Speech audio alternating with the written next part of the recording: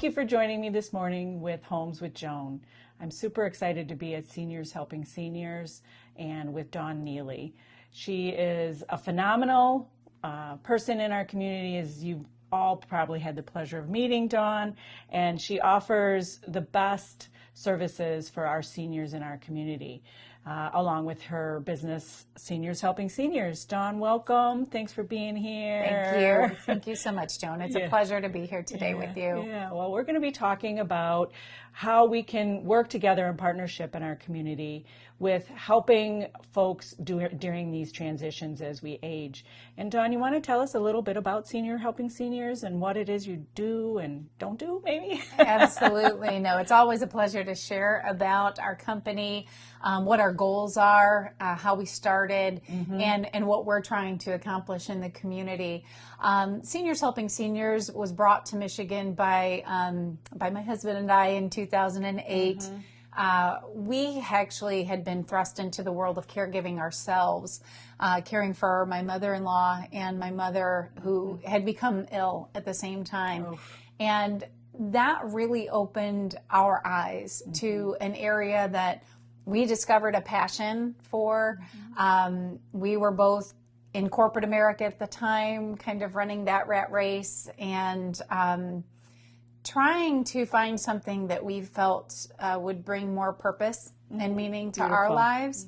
And as we discovered our passion for advocating for seniors and helping those that we feel are just maybe a little forgotten and neglected in our society, we did discover kind of what we wanted to be when we grew up.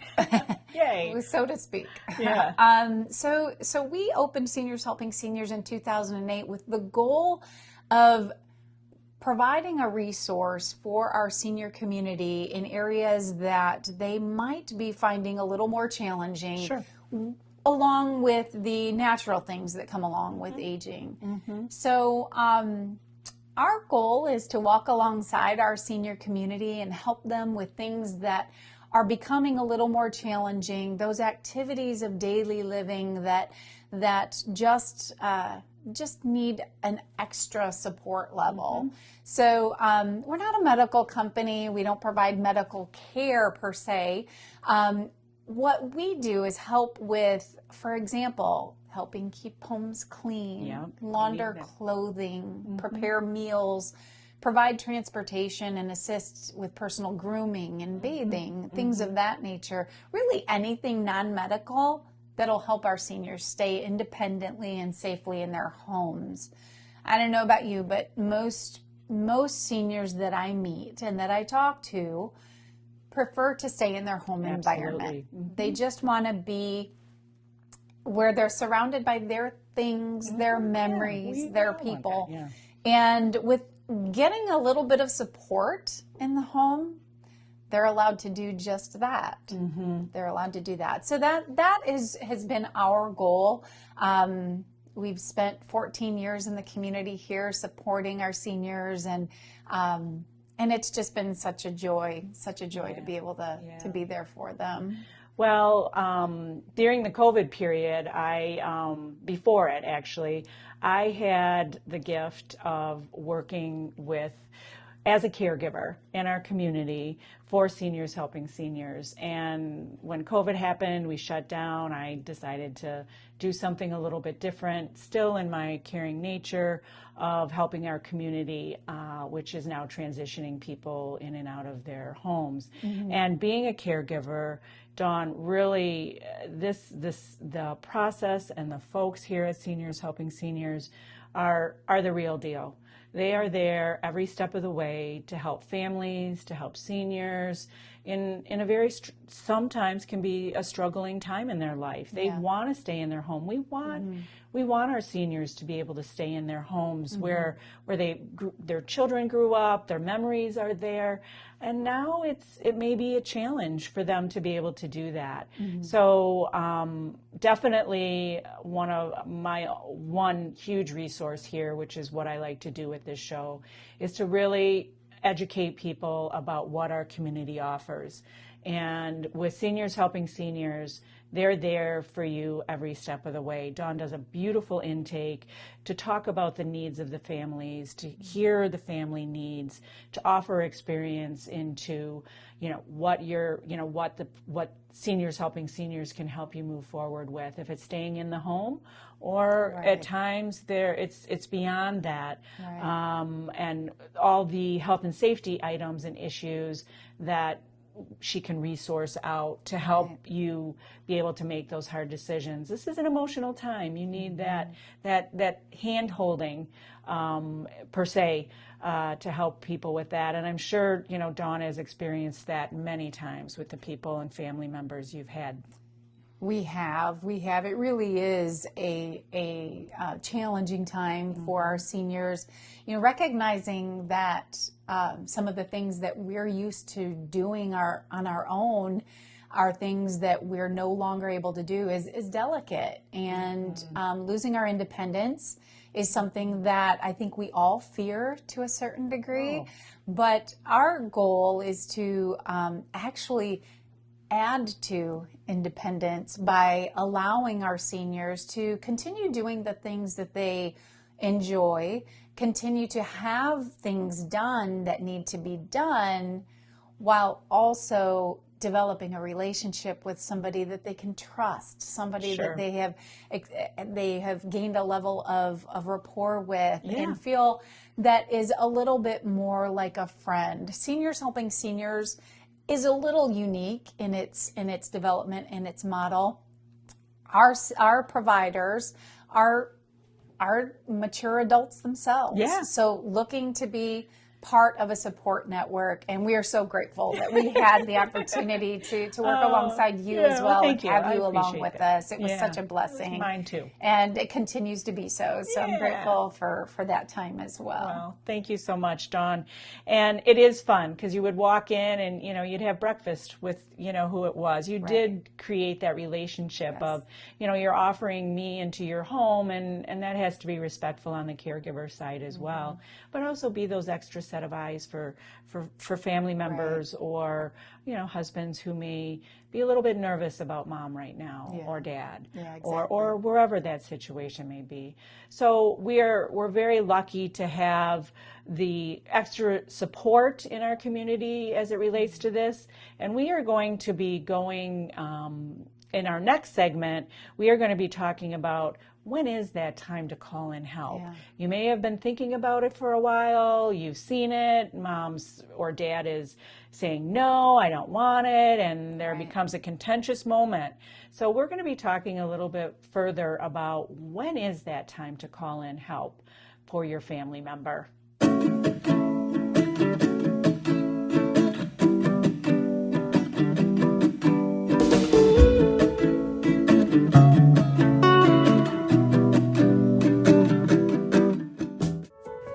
Freedom and the flexibility to choose your own hours. Seniors Helping Seniors Agency is hiring. If you're an experienced caregiver or just love helping others, we would love to speak with you. Enjoy a flexible schedule, competitive wages, immense job satisfaction, and the training and support you need.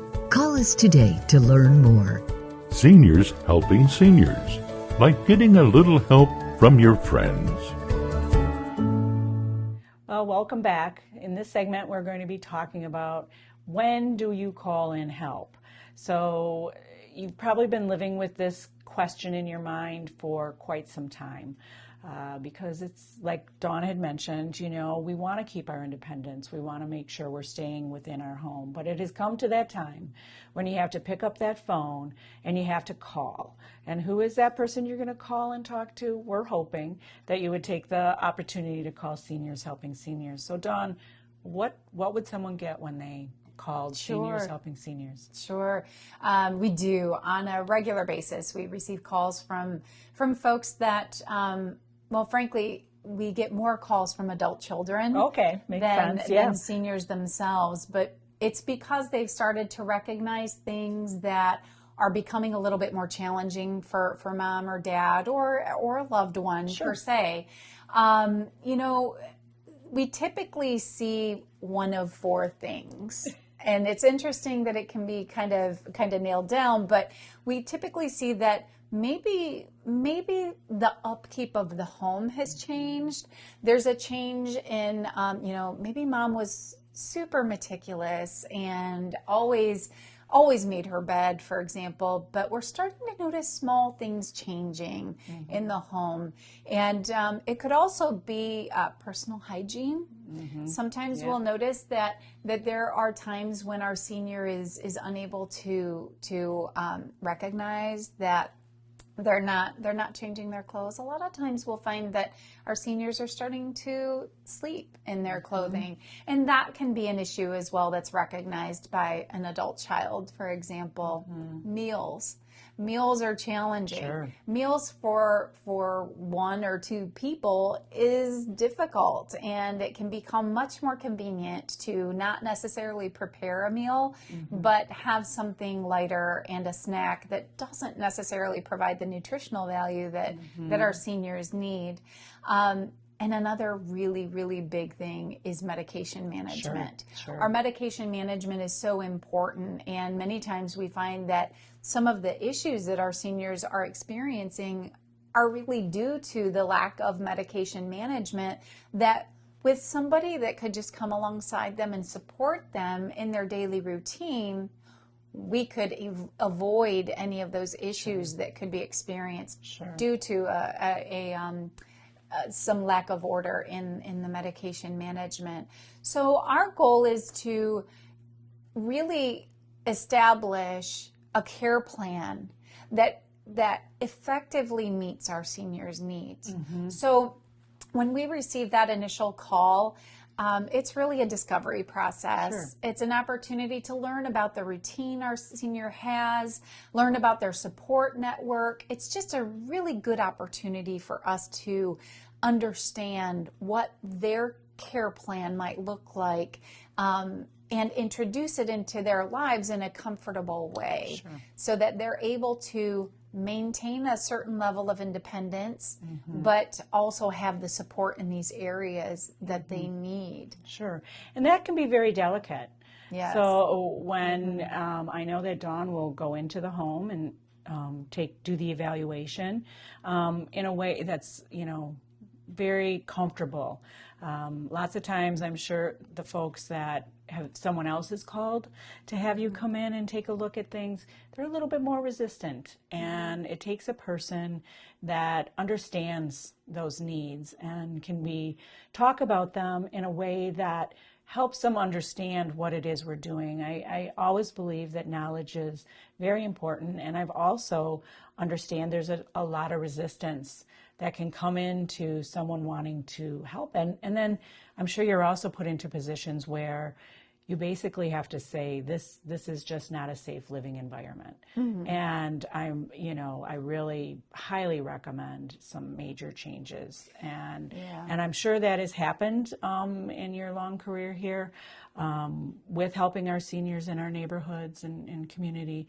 And I just know Dawn has that ability to be that friend that you can count on to talk through that with families. It's difficult, even for, let's say, a wife who is trying to keep her husband off the roof because he's done it for years and years and years, and now you have an 80-year-old man trying to get up on the roof because leaves are in the gutter, and you need, that's some severe situations you're coming up with. Yeah, we do try to be as non-intrusive and as delicate as we possibly can be with our seniors, because you're right, it is an incredibly delicate matter to have somebody come into your home, into your routine, into your daily life.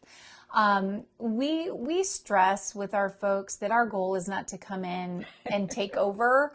What we want to do is come in and walk alongside our senior. And you're right, it is a really wonderful opportunity to be able to come into the home of our senior and allow a comfort level to develop, so that we can do a brief home assessment.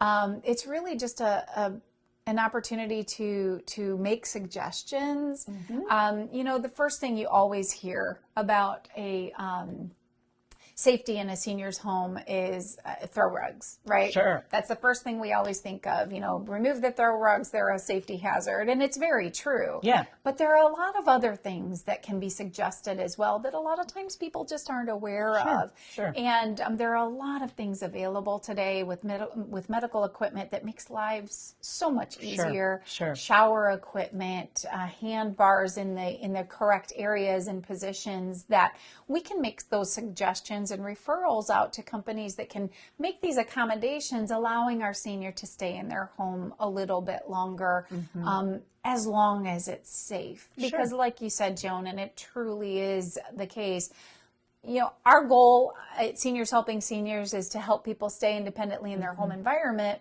but that is while it's safe. Exactly. And if it's not, the beauty of knowing that there are resources in our community that our seniors can rely on to either downsize or seek out another living environment is really a great thing. And I'm so grateful that, because I know your heart as well. And I know that you understand that delicate matter of helping someone transition, helping someone take that step. We usually find that it's a positive step, but it's not always easy to take. So I love the approach that you take as well with our seniors in order to help them. And I know you don't just help seniors, but I do appreciate, of course, that aspect of it because it's so near and dear to my heart. Of course. And I think that's what the synergy that we've created. When you're truly that person who really does emotionally care about the family and their difficulties, and have that open ear and being able to help folks, families, seniors, anyone be able to transition into that healthy environment that they are living in. And sometimes those decisions have to be made where it's not safe any longer, and no one wants to see that. We are going to be on our next segment talking about that emotional toll that can be taken out for our seniors, for our family members, some more resources as to who you may be able to reach out into the community, not just necessarily in my realm, which is real estate, but also other opportunities that you may be able to seek out if you're in that time in life when you just need to start making some phone calls and who they might be. So Dawn and I would like to share a little bit of that with you, as well as, the help that caretakers need during this time. Yes. So I'm Melanie.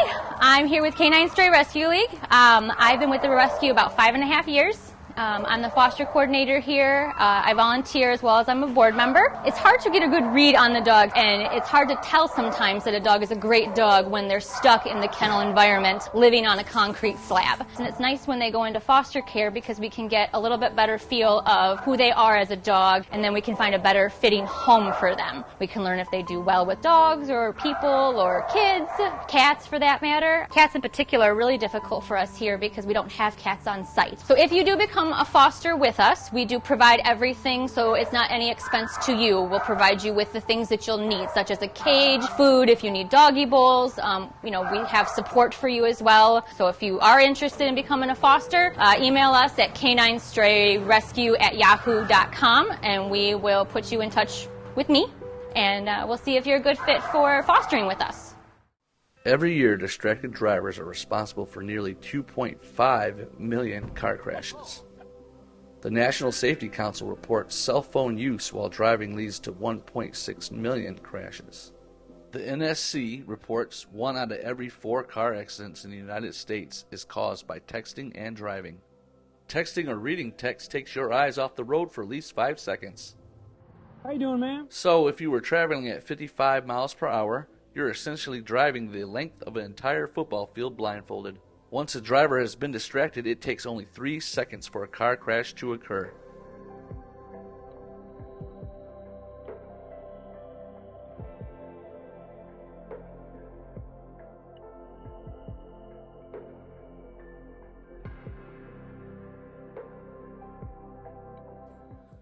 Oh, welcome back. In this segment, we are going to be talking about the toll and the emotional feelings that go in to this whole process of as we age and we need additional help. And sometimes the caregivers, as Dawn mentioned in our earlier part of the program, she was brought into this because of a family needed it. Right. And I think that's where a lot of people start. You're not preparing yourself for, you think about what is going to maybe potentially happen in the future, but when it hits you, it's like, oh my gosh, now I'm taking care of 2 homes. I have to have my kids go to the doctors, and now how's mom going to get to the doctor or dad get to the doctor? Right. It really adds an emotional toll to everyone in the family, from the youngest children all the way up to the spouses, and they're reaching out and they're trying to find out, how do I manage this? How do we, work together in partnership?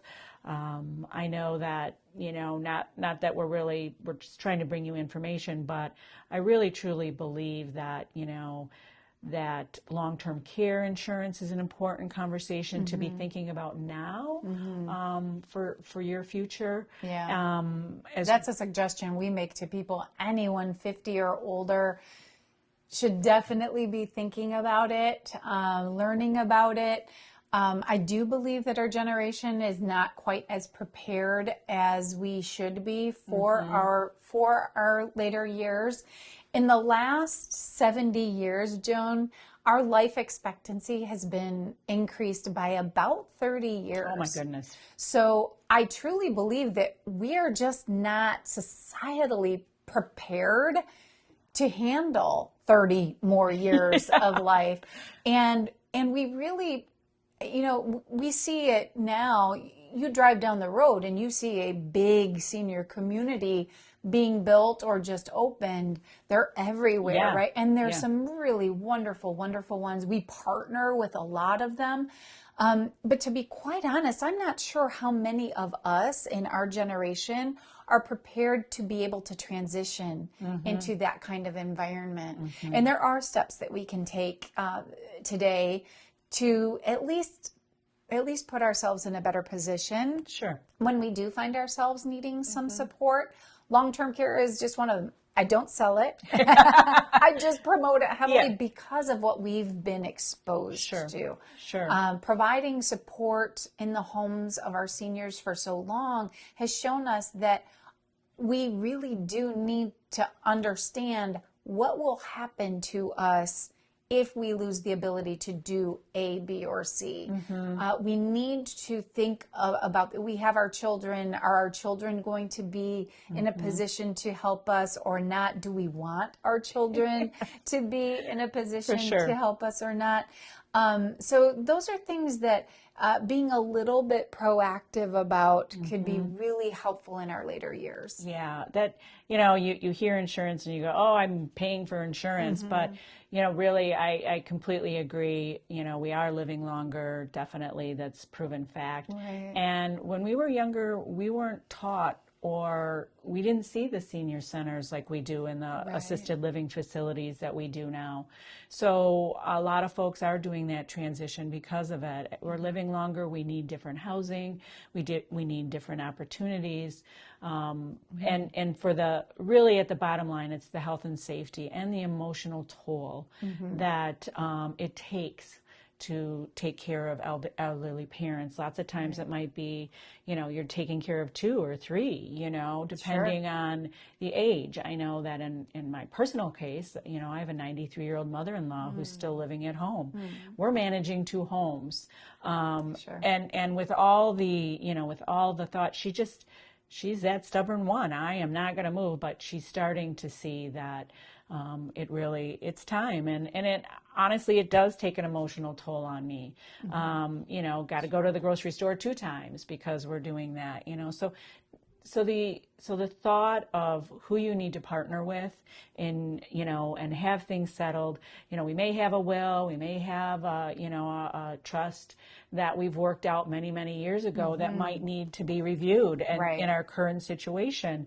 So really a part of our toolbox per se, or our partnerships, really go deep into our community with attorneys, estate sales, people that we know that are trusted in your home.